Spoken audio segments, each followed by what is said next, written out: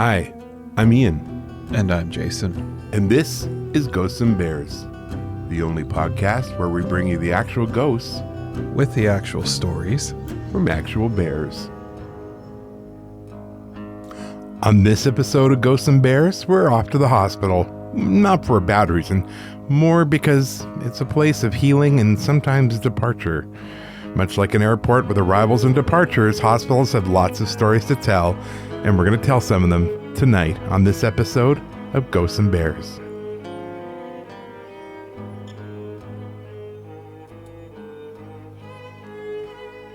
Well, hello, friends. It is Ian alone again. I'm feeling more and more like one of those late night radio DJs.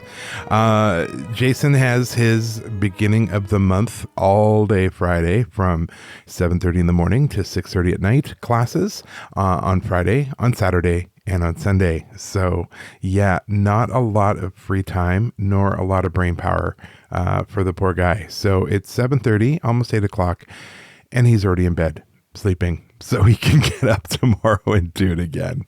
It's pretty brutal. And I said, nope, don't even worry about it. I will take care of this. So you've got me, story time with Uncle Ian.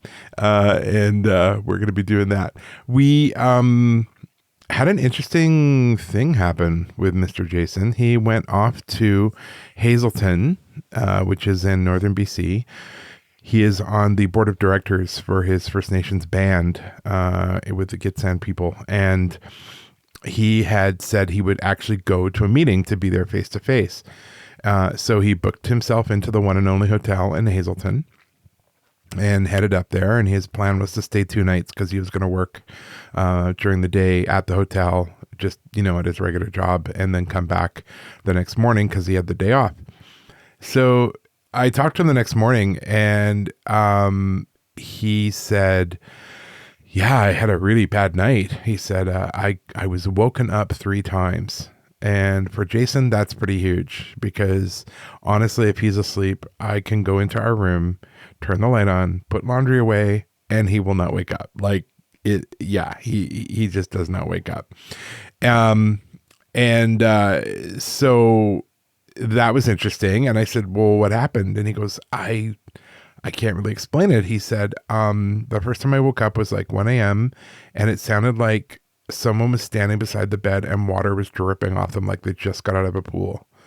And he sat up, turned the light on, and the dripping sound stopped. And he's like, oh, that's weird. I must have dreamt that. And went back to sleep, put his CPAP back on. And then an hour later, he heard the same sound and he sat up, turned the light on, sound stopped. So he's just like, what is going on? Third time it happened, 5 a.m. And he said every time it felt like someone was in the room, like without a doubt. And the third time it happened, he woke up, he heard the dripping sound, and this time he lay there to make sure he was really hearing what he thought he was hearing. Like he just lay there and took it in. And sure enough, it just sounded like water dripping off someone onto the carpet. And he sat up, turned the light on, nothing. The floor wasn't wet. There's no water in the room. Nobody else was in the room. And I had this really weird moment because I've never been to Hazelton. I don't know anything about it. I don't know where the hotel is. And I had this flash where I said, she's from the river behind the hotel. And he goes, okay, what? And I said, I don't know. I said, is there a river behind the hotel? And he goes, yeah, the Skeena River is right behind the hotel. And we talked about it a bit more. And he said it wasn't a threatening presence. It was just sort of a presence. It wasn't happy, but it didn't seem to want to do him any harm. So we wondered, because that piece of highway up here in deep, dark Canada is called the Highway of Tears. There have been a really high number of missing women, some men, but mostly women. There's a huge, hour-and-a-half stretch with no cell service whatsoever, no other towns, no nothing. And on this Highway of Tears, people just disappear. The Skeena River is a tidal river at one point. It flows back out into the ocean. So I suppose if you were going to get rid of someone, it would be a smart place to put them. I don't know. All weird, all theory. whatever. I did that one time before, and I think that story is in the Vancouver book. And it took me a long time to figure that story out because it happened like 25 years ago. But it was finally meeting someone who knew about energy and energy work. And she was the one who told me, she said, energy doesn't know time and distance. Energy just connects. And she said, because your friend, the story, like I said, is in the Vancouver's Most Haunted book. She said, because you were connected to your friend, you were able to connect to the space she was in. And I guess that's the same kind of thing that happened here, because I'm connected to Jason. The connection went through to the energy where he was. In the end, he packed up. He worked in the band office for the rest of that day. And that night he drove about an hour south. He knew he couldn't do the whole thing because the meeting didn't finish until around 8, and it's about a 5.5 hour drive. But he stopped in Houston, and he stayed there overnight and had no problems. So yeah, that was an adventure for poor Mr. Jason. Other than that, it's been pretty quiet. We've got those insurance company woes happening with the basement. We finally got a floor in there after 3 delays, and then they were going to come and do the baseboards today, and oh, sorry, we had to bump you for someone else. And then we're just waiting for the kitchen to get in so they can replace the kitchen that got ruined. And it's, I hate it so much. We just really want our house back. So we're kind of focused on that and trying to get that done. And then, my mom turns 80 on the 3rd. So I asked her what she wanted to do. If we were in Victoria, I could think of 100 things to take an 80-year-old to do, but in Prince George, not so much. And, there I am thinking, oh, she'd like a high tea or something. And she goes, can we go on an adventure? I'm like, what? She's like, can we go to like Quesnel or something? Don't they have a cool museum and a bakery? And I'm like, okay. So that's what we're doing tomorrow. We're going to Quesnel, and we're going to drive around and have an adventure because that's what my mom wants. And when you're 80, you get what you want. So that's sort of my weekend plan, which is why I'm planning on doing this right now and get it done so I don't have to worry about it and it's not ripping into my brain. But yeah, other than that, same old, same old. I applied for a job. We'll see what happens. Who knows? I just don't put any hope into any of that anymore because it's just so sad when nothing happens. And we'll just see what happens. If it happens, I'll tell you all about it. If it doesn't happen, well, this will be the one and only time you hear about it. So we are going to be talking about hospitals on this episode.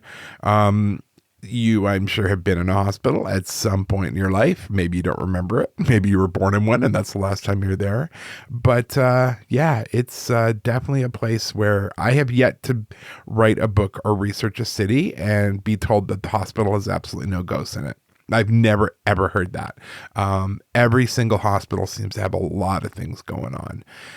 And it makes sense. As I have mentioned in my books while writing about hospitals before, my interpretation of them is they're like airports. They're places of arrivals and departures.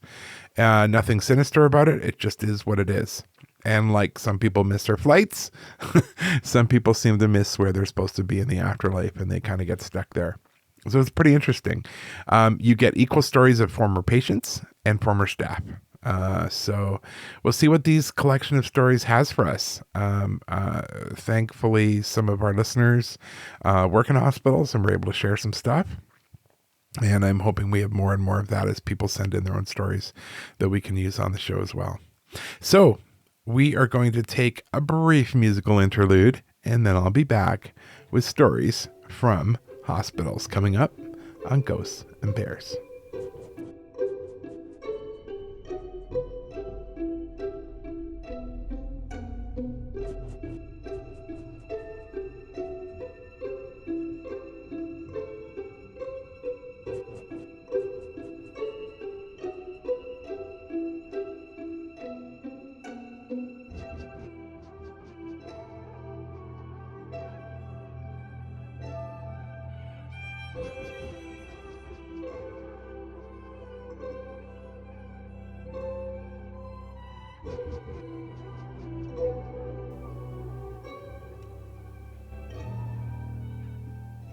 All right, and here we are with our first story. It is from Someone in Ohio who sent this in, and it's pretty interesting, actually. So here we go. I found work in a hospital called Booth Memorial Hospital. It no longer exists. They didn't have any openings for nurses' aides, but they needed housekeepers, and I figured I'm not too proud. Work is work, and paycheck is a paycheck. They hired me. I started there in the latter part of 1977. A little background on this hospital. It originally opened as a charity maternity hospital in 1902 and was expanded upon in 1904. They also opened a home for unwed mothers in 1907 that was operated with the hospital. Oh, those unwed mothers. It was called Booth Hospital at first, and the unwed mother's home was separate and built slightly adjacent to it on the right side of it behind the hospital. The hospital's name officially changed in 1923 to Booth Memorial Hospital and was named after William Booth, the founder of the Salvation Army who operated the facility. It was originally a small hospital, having only 54 beds when first opened, but when I went to work there in 1977, it had 3 floors and about 100 beds. Low-income families could also go there to have their babies, and they could temporarily house the husbands and other children of the female patients, thus allowing them to be close by. The unwed mother's home had 3 floors. The girls living there were expected to do chores to earn their keep. Dirty girls. They also were given education and job training in the event that they decided to keep their babies. Shock. I have to preface this. I'm making all these jokes because my mother, my biological mother, was 16 years old when she had me. So I'm a big fan of the unwed mother thing. For the most part, though, back in the 1900s and 1950s, unwed females were often viewed by the state as unfit mothers. Of course they were.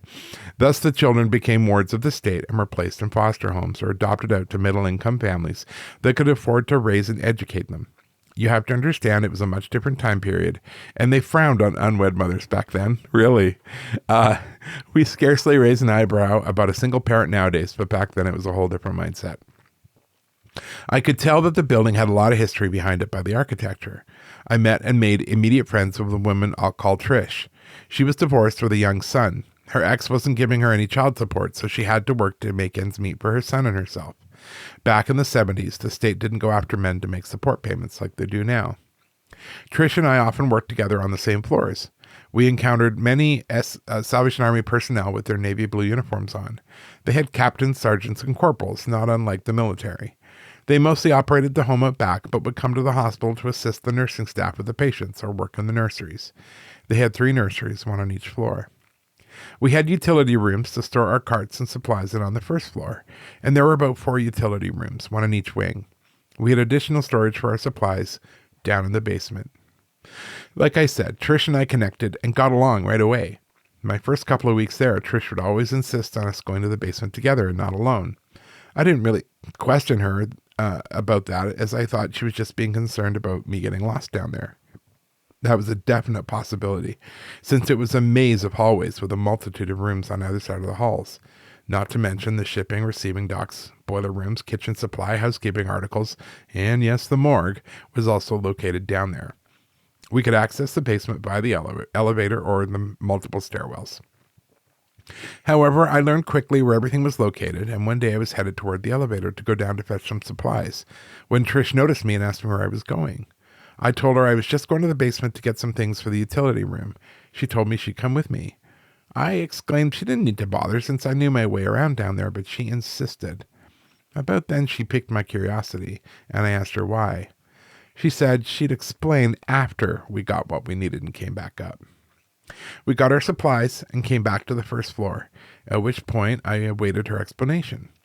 She invited me into the lounge because she said we could talk better in there. The lounge was empty.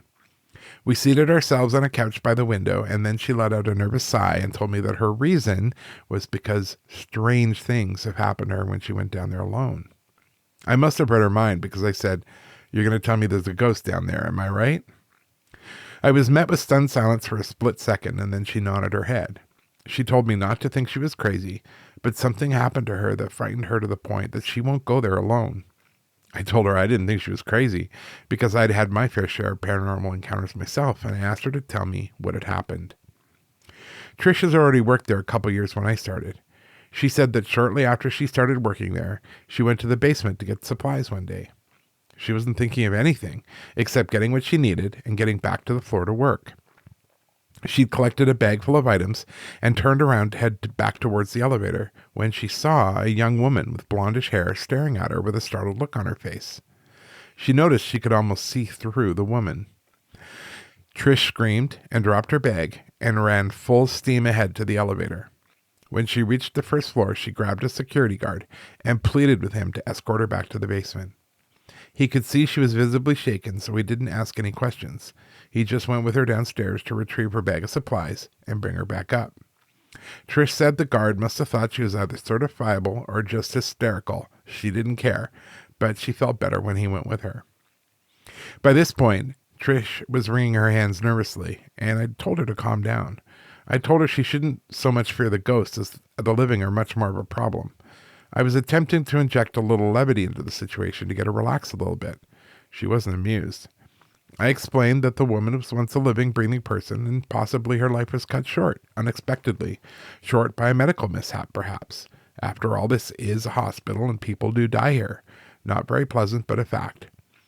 She then eased back onto the couch with an understanding look on her face.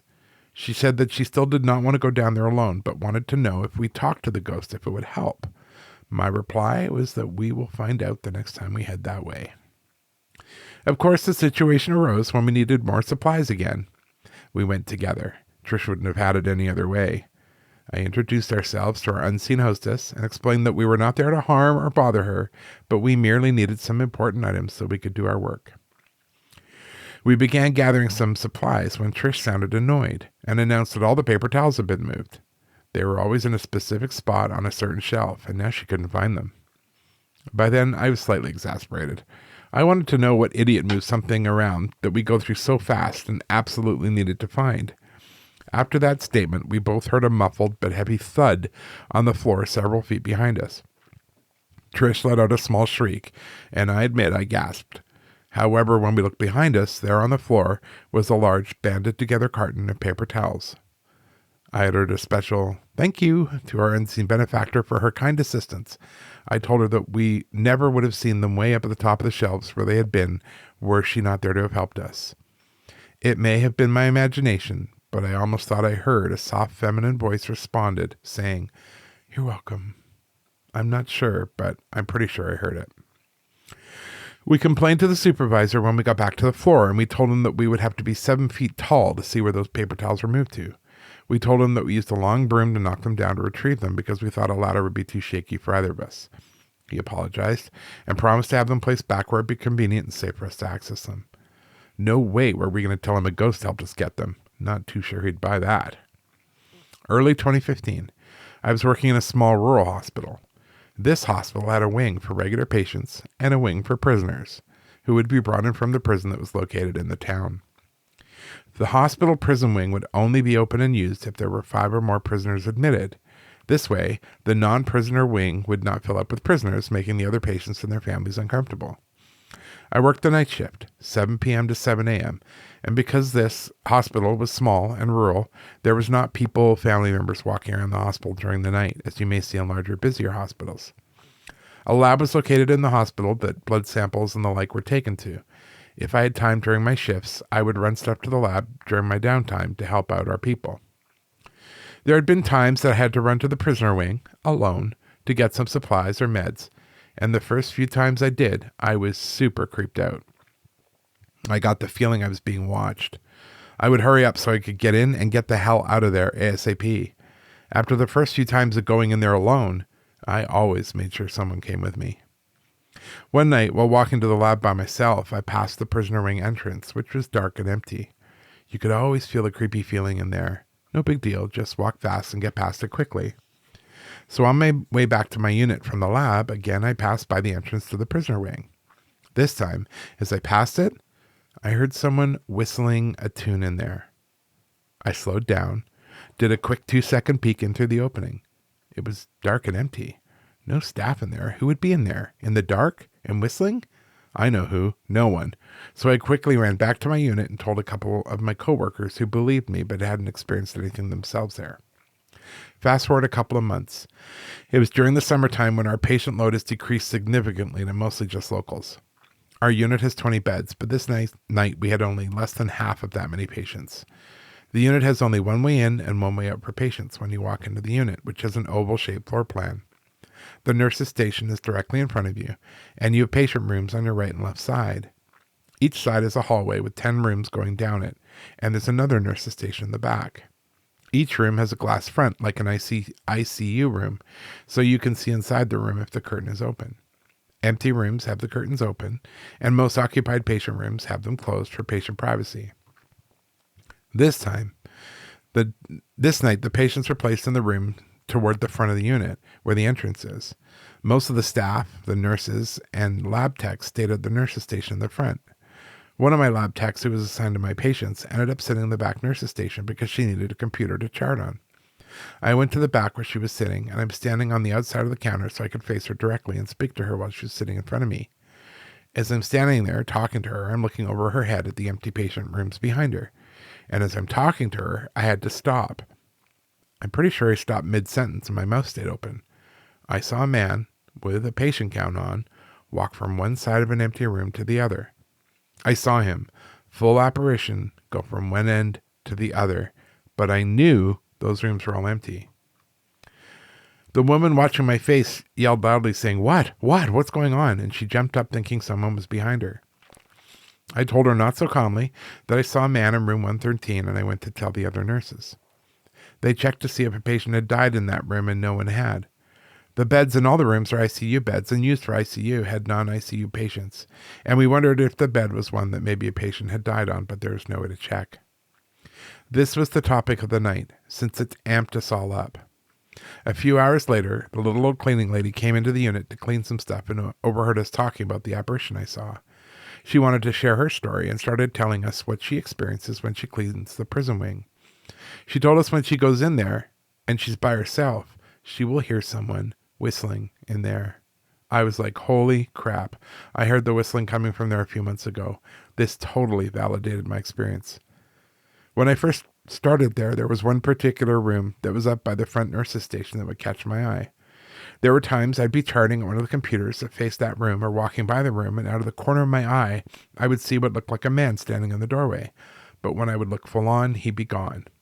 I told one of the nurses who'd worked there for a while, and she told me that a male patient had recently passed away in that room. It was around 1994 and 95 when I got hired at one of the major hospitals in Cleveland, Ohio. I had a medical background and was hired for the radiology department. Most of my experience was in patient care and secretarial work. However, I adjusted quickly to radiology. After the first year, I began to hear stories about a ghost in the basement radiology file room. Every hospital has file rooms where the older patient film cases are stored before they leave for a facility to go to a special warehouse for continued storage. Back then, we had actual hard copies of X-ray films. This was several years before going digital. At that point, we would burn patient CDs for them to take to doctor's appointments or surgeries. I would quite frequently go down to the basement to pull basket loads of film folders for patients to pick up for upcoming appointments, surgery cases, or doctor's case presentations. I was in the basement file room, pulling a lot of films for an upcoming presentation. All I had on my mind was getting all those folders pulled so I could get back up to the office to do some of the other work waiting for me. I was busy filling the basket when I heard a slight noise over by the desk area. I was standing between the rows of tall metal filing cabinets. I was right in line with the workstation where I could see the tall office chair and the computer. I heard the office chair squeak, like someone had just moved it or turned it around. Out of my periphery, I could see a man of about 5'8" tall, dark hair, slight mustache, well-dressed with dark pants, a white shirt, wearing a long lab coat and a stethoscope draped around his neck and his hand on the back of the office chair. Nothing unusual there. I turned to face him to ask him if I could help him, and just as I faced him, he straight on, poof, disappeared, right in front of me, leaving the chair he had his hand on twirling around just like that. I stood there blinking and trying to rationalize what had just happened. I was mildly startled, but not the least bit frightened. I recalled the story the other girls in the office had told me, and I didn't take them too seriously at the time. I thought they were just trying to get me going as the new girl. I was rather fascinated to discover that it was true. My previous paranormal episodes of my life rather prepared me for this moment. I could scarcely contain my excitement, but I finished my work that I was doing as quickly as I could. When I got back upstairs, it must have shown on my face. One of my coworkers noticed right away. She came up alongside me and whispered, "Did you meet the doc?" I shook my head in confirmation. I was excited, not scared. I wanted to know if they knew who he was. She just shrugged that they didn't really know who he was, but figured out that he must have been a previous doctor that worked there many years ago. She told me when she first started, it was 15 years before I did. She was working down there pulling films and setting them up in the dumbwaiter they used to use for that purpose. She was just opening the dumbwaiter door to put folders inside when she saw him out of the corner of her eye. She, too, thought he was a real person. She went to ask him if he needed help when he vanished in front of her like he did with me. She wasn't as calm and collected about the incident as I was. She dropped what she was doing and ran faster than she ever thought she could out of there. She went next door to the laundry room where she worked before she went to radiology and sat down in their little office to get herself together. One of her friends could see something was amiss, and when she told her about what had happened, her friend told her, "Don't worry, he won't hurt you. He comes here occasionally. We briefly see him walk in and disappear, but he doesn't really bother anyone." She told her that they thought he was just curious as to what is going on in the hospital now. I surmised with the others that he once worked there and must have been very devoted to his profession. Possibly that devotion is what keeps him tied there. I haven't been there now for about 8 years, but I imagine he's still making the rounds like every good doctor does. Australia. My story begins back in 2012. I was admitted into hospital due to some internal bleeding, and because they'd run out of beds in this section that I was supposed to be staying in, they moved me to the cancer ward. I knew this place all too well because the room I was in 4 doors up from the room my grandfather had passed away in 4 years prior. Oh, I missed. Okay. You know what? That was the previous story. It ended, and then this new one began in Australia. Sorry. So I truly believe that this woman who's the nurse, who wasn't all that freaked out by things, probably senses more than she realizes. I think that can happen quite a bit. And I think she was probably just pretty cool with it all. It didn't really bother her what was happening. It didn't really bother her that this was going on. And she just kind of rolled with it, which frankly is pretty admirable. And as a nurse, I don't know. You'd have to be pretty open to letting things just roll through, I think. A nurse needs to be very organized and also very laid back. All right, Australia. We started it. My grandfather passed away in 4 years prior. I was in the room and there was this old guy in the bed right next to me. Now, I was talking to this guy throughout my 3 days in the hospital, and he said he had cancer, emphasis on the word had, and said he was feeling much better, and I told him, well, I hope it doesn't come back. He smiled at me when I said this, and on the day of my checkout, I said bye to him, and he said, I don't want to see you in a place like this again. I was at the nurse's desk filling out forms and looked back to see that the guy was not sitting in his bed. I said to the nurse to tell the man thank you for the company he kept. She looked at me dumbfounded and said the only people in the room you were in were the middle-aged lady and the young man. This room housed 4 beds, but no old man. I described the man to her and she said, and I quote, "Oh, that was Steve, but it's impossible you spoke with him. He died 4 months ago." Yeah, there you go. See, sometimes they do come back and they're comforting. They're happy. And like he said, I had cancer. Some would say it's the ultimate healing, right? There were some strange goings on surrounding my mother. Some might consider the following as merely a coincidence, but I find the odds that being so astonishingly small. While not strictly ghostly, I believe that it was orchestrated by those not in the physical realm. In 2007, my mother was stricken with terminal cancer. Towards the end of her illness, she was hospitalized in a town, a 30-minute drive from London, Ontario. My brothers, sisters, our spouses, and I had taken on shifts around the clock to keep a bedside vigil during her last few days. It was an early evening in May, and it was my turn to be at the bedside. Although my mother had not regained consciousness for several days by this time, her vitals were fairly steady. This was not to last. Her breathing changed while I was there with her that evening, and the nurse told me that the end would likely come soon.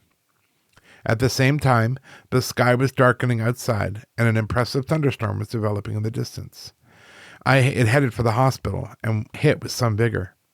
I love a good thunderstorm, and watched it go through its paces with its intense flashes and ripping thunder. And as the storm ebbed, a new sound split the air. The fire alarm bells were sounding in the hospital. We were told that we could remain as it was just a trouble alarm, not an actual fire, and that they had put a call out for maintenance. My mother was doing really badly by then. The maintenance person on call for the hospital that evening happened to be my brother. He was an employee at the hospital. He saw me in the hallway and said that one of the smoke detectors was in fault mode. He searched for the alarm and isolated to the floor my mother was on, and then to the wing, and then to the hallway. And you guessed it, it was the smoke detector in my mother's room. With my brother now also in the room, my mother gave her last breath and died. I do not believe that this series of coincidences were mere chance. It seems to me that my mother wished for my brother to be present when she passed over, and she managed to do so in a grand way. This story is interesting. I have a friend who had a very sick dog. She was devoted to her dog, and she found out very, very quickly that he was really, really ill, and he wasn't going to live long. She thought she had a couple weeks with him. He was pretty young. He was only like 2, maybe 3 years old. And she was pretty heartbroken. So she was sleeping. He was on the floor. She was on the couch. And she wanted to stay with him and be as close as she could with him. And he was happier in the living room on the floor. So that's where she slept, was on the couch. She woke up and her smoke alarm was going off in the middle of the night for, as it turned out, no reason. It was like 3 a.m. And she ran around and she reset the smoke detector, and she was like, that's so weird. And then she looked at her dog, and he was in real trouble, and she could see it. And she also knew this was the end. There was nothing she could do for him. And she sat with him and she petted him, and his breathing slowed, and finally it stopped. And then the minute it stopped, the smoke detector went off again. And she just kind of looked like, what is going on? And she went and reset it, and she came back and she sat with her dog and basically sat there just with his body until morning. When she came to tell me, she's like, I don't believe in ghosts. I don't believe in any of that. But one of those stories, I don't believe in ghosts, but this happened. And she told me, and I was blown away. It was like the dog wanted to wake her up to let her know he was leaving, and he wanted her to be with him as he left. And then he breathed his last, and he went out with a bang. He let off the smoke alarm again. It was actually so sad, but really kind of a sweet story that this dog just wanted to be with her and wanted her attention when he went. He didn't want to leave without saying goodbye. I thought that was pretty beautiful. That would have been a better story for last episode with the pets, but what are you going to do? Oh no, that was two episodes ago now. But what are you going to do? I do what I can. All right, next one. 11 years old, and it was hours after surgery. I woke up. Of course, I was in pain, so I stayed in the hospital for some days. I had a hard time breathing because there was nothing to blow my nose with, so I tried to call a nurse. After all, I needed tissues, but since it was nighttime, there was rarely any people there. Suddenly, a nurse came in, opened up a small packet of cotton swabs, added cream to them, and was like, hold on, let me help you with that. While smiling, she rubbed them in my nose, and I could breathe better now. She threw the packet in the trash can and said, there, better? And then she left the room. It was in a fast but slow pace. Then I drifted off to sleep. The next morning I woke up and the small packet was gone from my trash. The assigned nurse was confused when I told her about the nurse who helped me. They asked me, what did she look like? I said she was Asian with black hair. They were confused because there's no one of that description that night. Also, they were confused about the cotton swabs, which was odd because the button to call the nurse was only for my assigned nurse. So how would that kind of spirit have known about me and needing help to breathe? Also to mention, her presence was really cold, even though it wasn't cold in that room. I've told many friends and family about this, and they were shocked too. But one of them says it might have been an angel or a very kind spirit.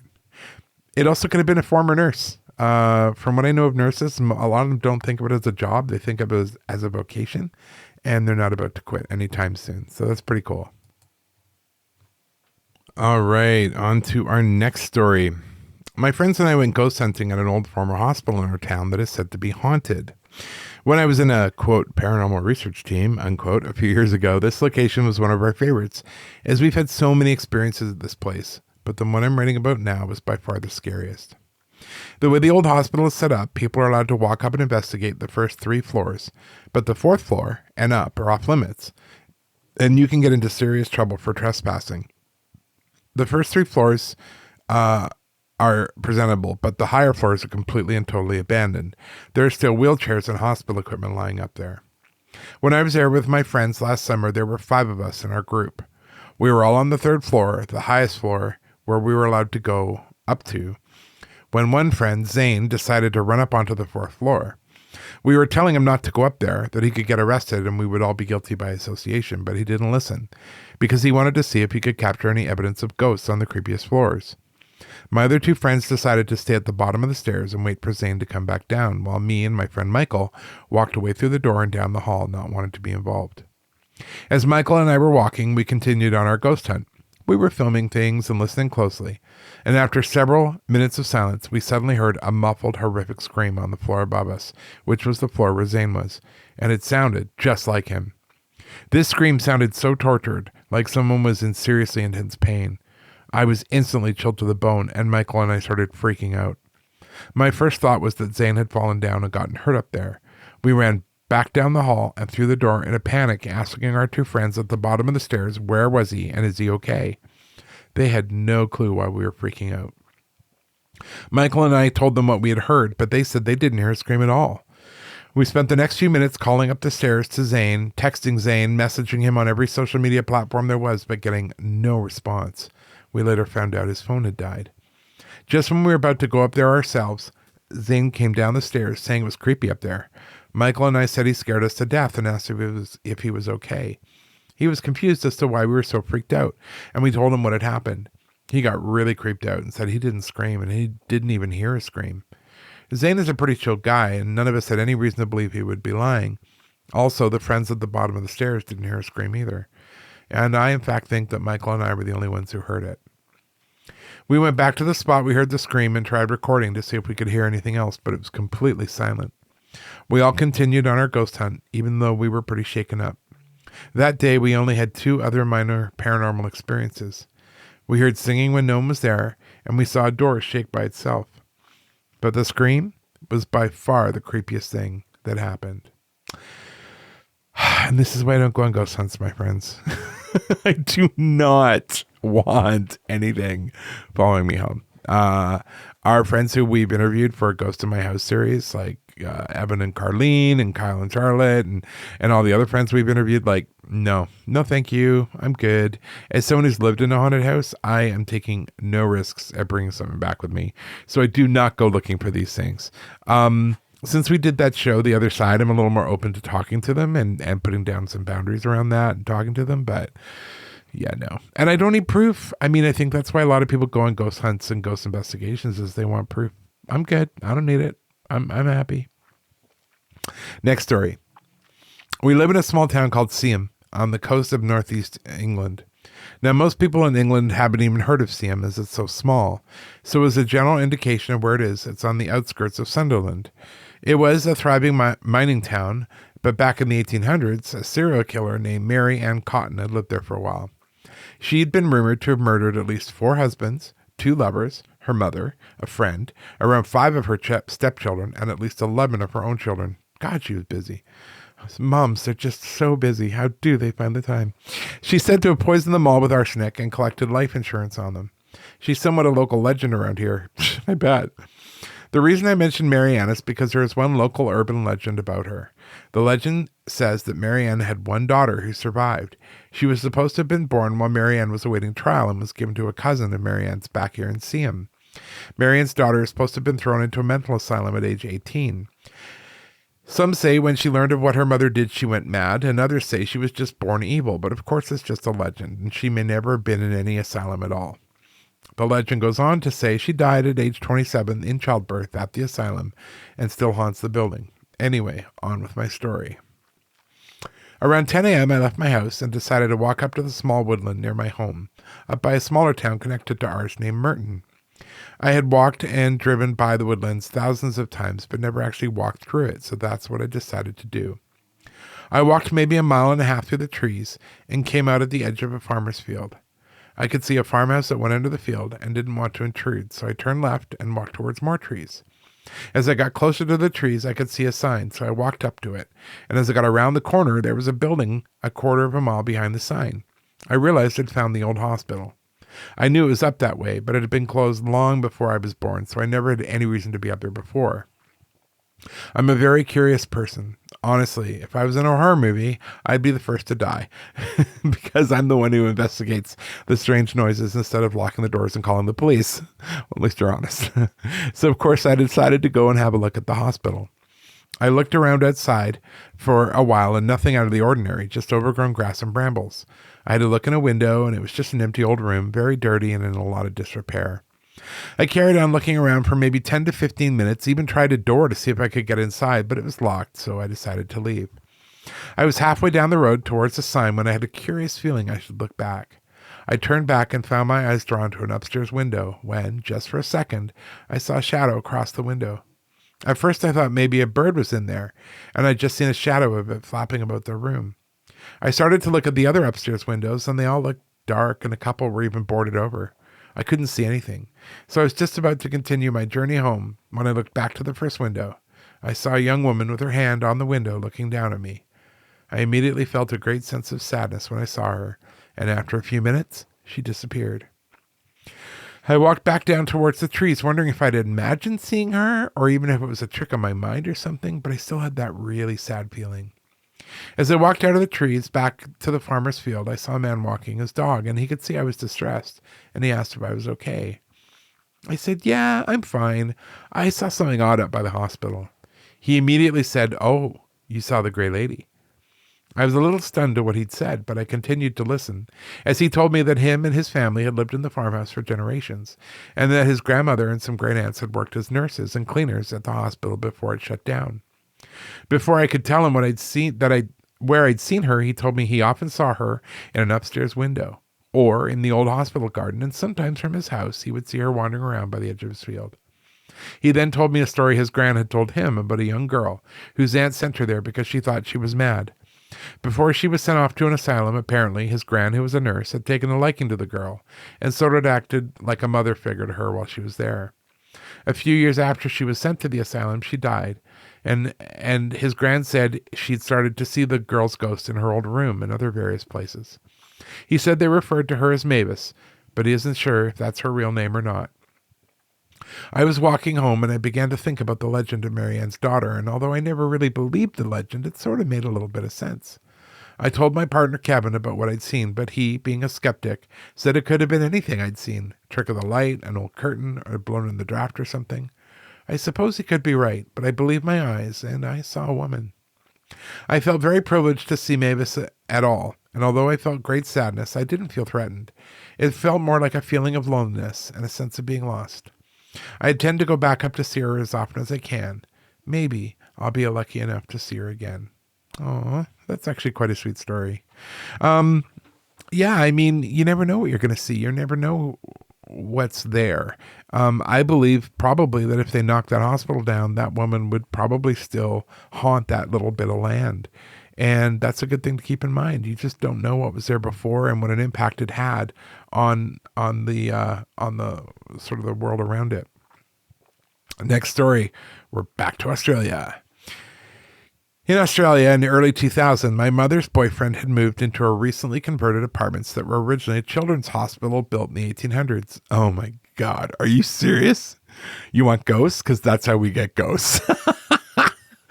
So my mom and I went over to help him unpack and set up. I was around 6 at the time, so I just went where she went. It was all new on the inside and out, but it still felt and looked a bit like a hospital. I remember the hallways were long, white, and looked very clinically clean. When we got to his flat, it seemed as though they kept all the original hospital rooms because it was no bigger than the ones I'd been to.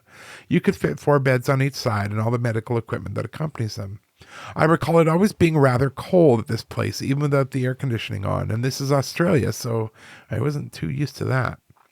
We stayed there with him on the first night, and I woke up to this horrible blood-curdling scream that seemed to echo through the entire building.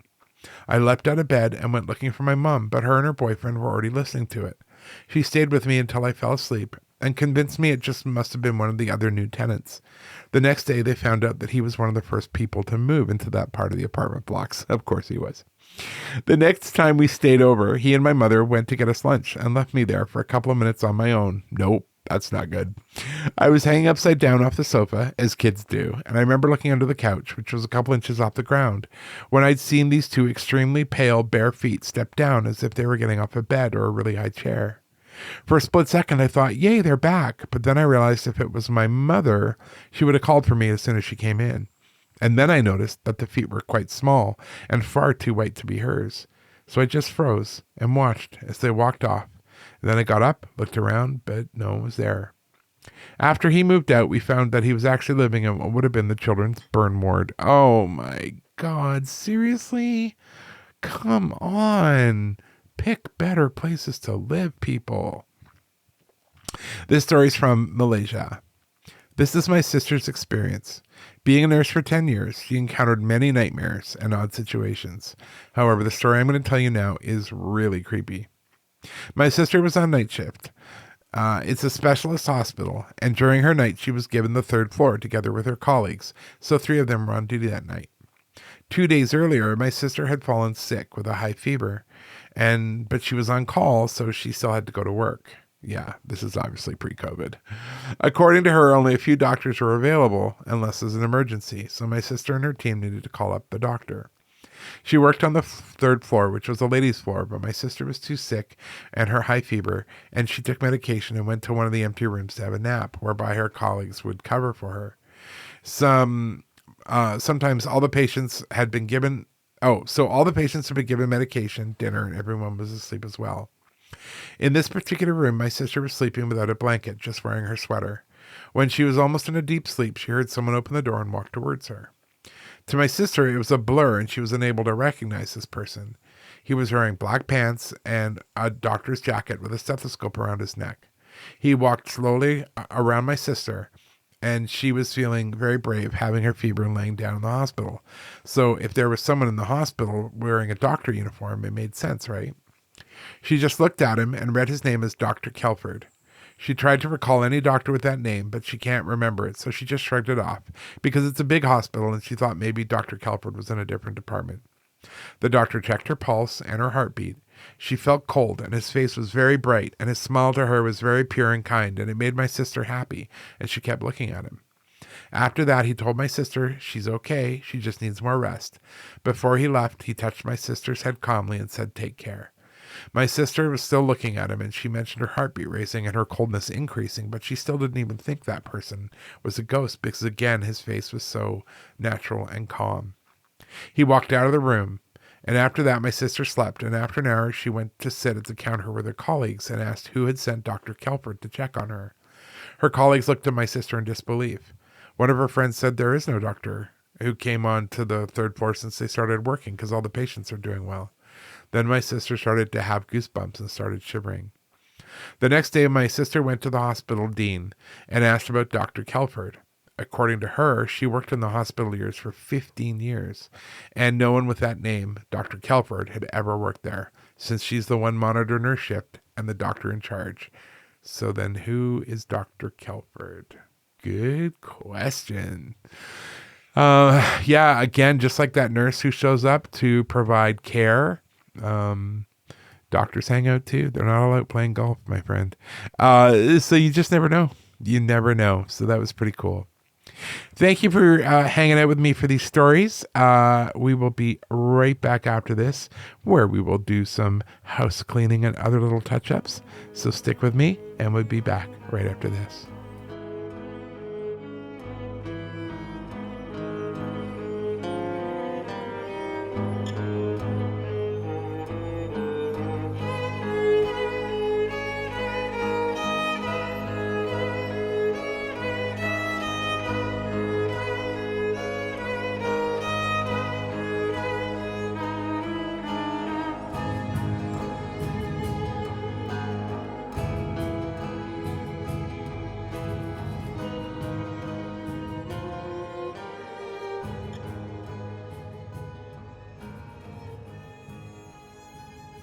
I think the word I was looking for was actually housekeeping, not house cleaning. I'm not going to make you come over and vacuum. So that was weird.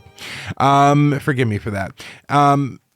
We are really grateful to our wonderful Patreons. You may have seen my Patreon begging, gay begging on Instagram. That one just makes me laugh, and it's the one I used when I first launched this podcast 4 years ago in May. This is season 4, and beginning of June I launched the Patreon, and the way I launched it was I posted a meme that said, rather than give your money to the corporations who are pretending to be gay friendly this month, why don't you give your money directly to me, a gay? And that's how we launched Patreon. So if you are thinking about supporting us, we would be very grateful. It does cost money to have this sucker up and running, and all the work that goes into it. And I would be very, very personally grateful for your support. If you just join us for as little as $5 a month, you're going to get the extra mini episodes I do called Ghost Stories We Have Heard. We also have different layers of the support that you can join, which will get you merch and all other kinds of goodies. So do check it out. You just go to Ghosts, the letter N, Ghosts, letter N, Bears, and find us. Or you can just go to our website, Ghosts, letter N, Bears, ghostsandbears.com, and it's going to take you everywhere. It takes us to our Redbubble store where you can buy your own merch. It's going to take you to Patreon. It's going to take you to where you can listen to us. It's got it all. So check it out there. Speaking of Patreon and our lovely Patreon people, and I do love you, and I love their continued support, and I love the way they support us. They could not have been kinder during our time of transition last year when we were sort of figuring out how to make the podcast work, and I'm so happy we're doing it every other week now. It's awesome. I just want to thank Michelle and Taylor, Dawn, Robin, Maria, Gina, Sherry, Marion, Kathleen, Alexa, Mary Frances, Christopher, David, Ashley, Jeremiah, BB Nix, Melinda, Jordan, Tammy, Taya, Evan, Arwin, Steve, Kyle and Charlotte, Catherine, and as always, Mari. We thank you so much, and I'm so grateful for your guys' support and your guys' ongoing help. It makes a huge difference to us. So thank you. I really do appreciate it. And I'm grateful that you're there and you're listening and you keep us going. So I guess that's about it. I think we've hit our peak on this. So happy Pride Month to everybody, whether you celebrate or not. And I hope that everyone has a wonderful start to their June. And we will be doing, I believe we're starting our summer holiday series for the next episode. So look for that.